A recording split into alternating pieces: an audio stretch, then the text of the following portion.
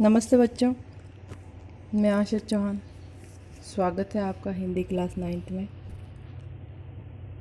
बच्चों, आज अपन आपकी पाठ्य पुस्तक कृतिका से पढ़ेंगे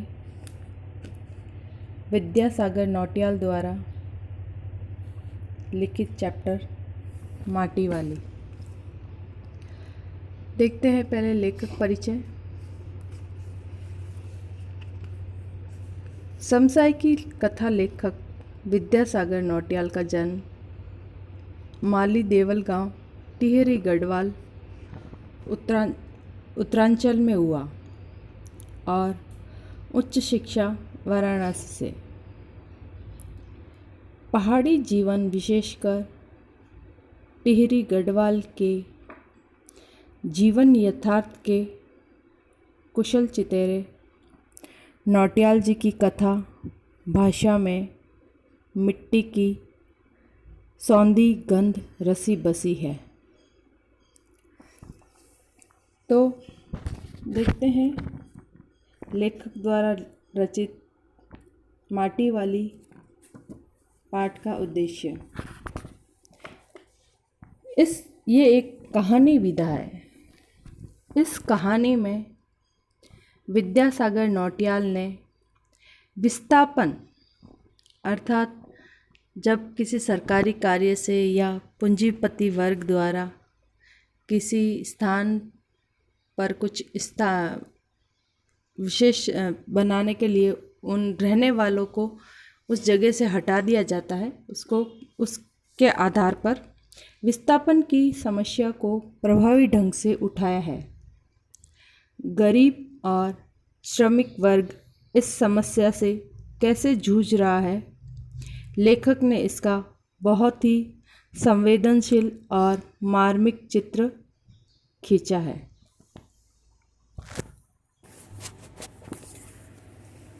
इस कहानी में एक माटी वाली होती है जो घर घर माटी पहुंचाती है, जिससे लोगों का कार्य पूरा होता है, दिनचर्या का कार्य पूरा होता है। लेकिन एक दिन जो है सरकारी कर्मचारी टिहरी बांध के पुनर्वास हेतु उसके माटी ले जाने के कार्य पर रोक लगा देते हैं।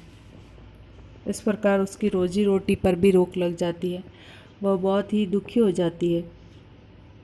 तो इस पर आधारित है ये माटी वाली। शहर के सैमल का तप्पड़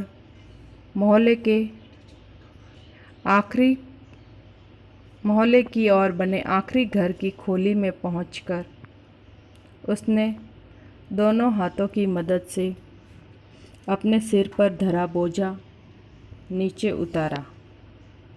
मिट्टी से भरा कंटर माटी वाली टिहरी शहर में शायद ही कोई ऐसा घर नहीं होगा जिसे वह न जानती हो या जहां उसे न जानते हो। घर के कुल निवासी, बरसों से वहां रहते आ रहे किराएदार, उनके बच्चे तलक, घर घर में लाल मिट्टी देते रहने के उस काम को करने वाली वह अकेली है। उसका कोई प्रतिद्वंदी नहीं। उसके बगैर तो लगता है टिहरी शहर के कई घरों में चूल्हों का जलना तक मुश्किल हो जाएगा। वह न रहे तो लोगों के सामने रसोई और भोजन कर लेने के बाद अपने चूल्हे चौके की लिपाई करने की समस्या पैदा हो जाएगी। भोजन जुटाने और खाने की तरह रोज़ की एक समस्या। घर में साफ लाल मिट्टी तो हर हालत में मौजूद रहनी चाहिए। चूल्हे चौके को लिपने के अलावा साल 2 साल में मकान के कमरों दीवारों की गोबर लिपाई करने के लिए भी लाल मिट्टी की ज़रूरत पड़ती रहती है। शहर के अंदर कहीं माटा खाना है नहीं। भागीरथी और भिलांगना दो नदियों के तटों पर बसे हुए शहर की मिट्टी इस कदर रेतीली है कि उससे चूल्हों की लिपाई का काम नहीं किया जा सकता।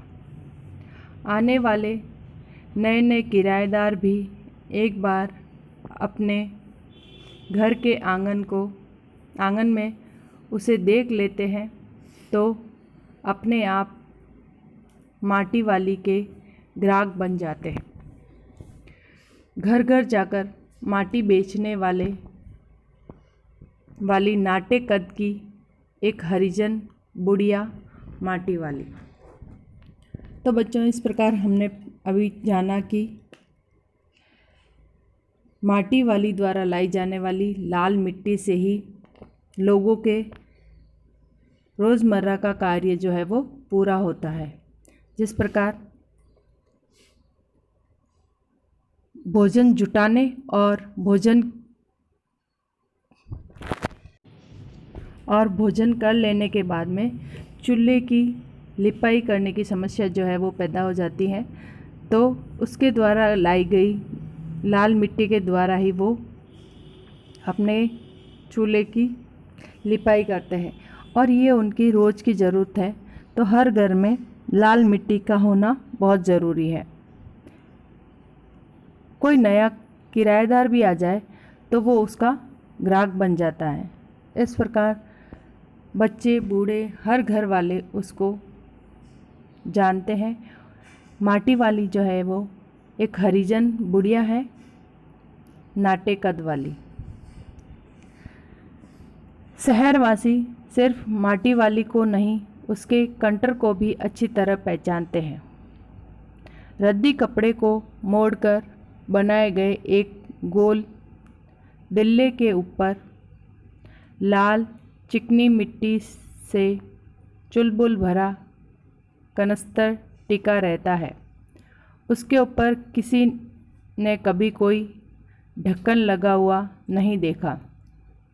अपने कंटर को इस्तेमाल में लाने से पहले वह उसके ऊपरी ढक्कन को काटकर निकाल फेंकती है।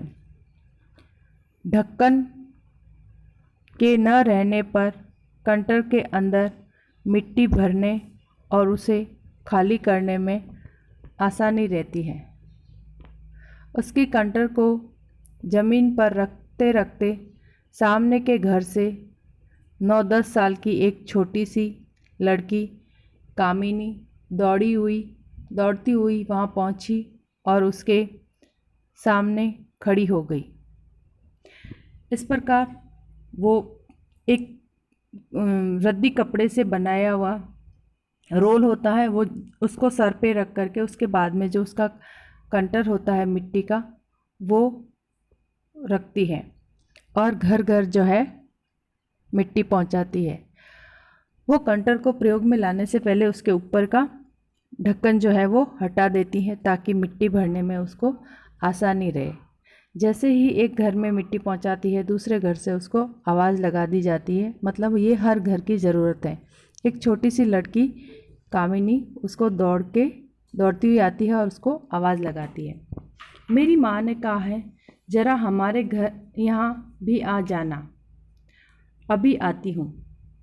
घर की मालकिन ने माटी वाली को अपने कंटर की माटी कच्चे आंगन के एक कोने में उड़ेल देने को कह दिया। तू बहुत भाग्यवान है, चाय के टाइम पर आई है हमारे घर। भाग्यवान आए खाते वक्त वह अपनी रसोई में गई और 2 रोटियां लेती आई। रोटियां उसे सौंपकर वह फिर अपनी रसोई में घुस गई। इस प्रकार जिस घर के लिए वो माटी लेके आई थी, उस घर की महिला ने उससे कहा कि तू बहुत ही भाग्यवान है जो चाय के टाइम पर आई है, और उससे रसोई के अंदर से 2 रोटियां ला करके पकड़ा दी और फिर रसोई में चली जाती है। ठीक है बच्चों, आज के लिए इतना ही। मिलते हैं आगे। ओके।